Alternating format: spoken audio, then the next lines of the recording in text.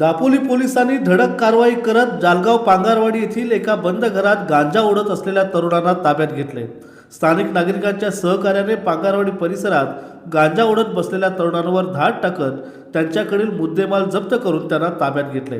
या घटनेने परिसरात एकच खळबळ उडाली असून या तरुणांवर कठोर कारवाई करण्याची मागणी स्थानिकांकडून जोर धरते।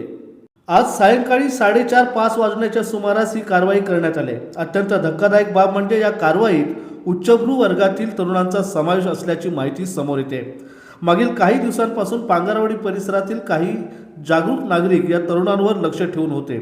पांगारवाडी येथील एका बंद घरात आज पुन्हा हे तरुण गांजाची नशा करण्यासाठी आले असता या नागरिकांनी गावचे पोलीस पाटील आणि पोलिसांना माहिती दिल्यानंतर पोलिसांनी तात्काळ ही कारवाई केली। या कारवाईत पोलिसांनी 4 ते 5 जणांना ताब्यात घेतलं असल्याची देखील प्राथमिक माहिती समोर येते। ताब्यात घेतलेल्या तरुणांमध्ये एका तरुणाचं महिन्याभरापूर्वीच लग्न झालं असून एका फार मोठ्या सामाजिक आणि राजकीय घराण्याची पार्श्वभूमी असलेला हा तरुण आहे। तर त्यातील आणखी एका तरुणाचे वडील हे प्रतितेज बांधकाम व्यावसायिक होते असं देखील बोललं जातंय। दरम्यान या संदर्भात पोलिसांची कारवाई चालू असून या कारवाईच्या माध्यमातून दापोली पोलिसांनी नशेच्या विळख्यात अडकलेल्या अशा तरुणांना कडक इशारा दिलाय।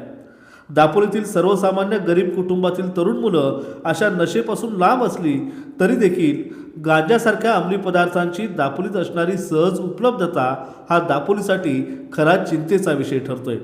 शिक्षण, पैसा आणि प्रतिष्ठा असतानाही नशेच्या विळख्यात अडकलेली ही तरुणाई पालक, नागरिक आणि पोलिसांसमोरचं एक मोठं आव्हान ठरते। Prashant Kamble, DNA news, Dapoli.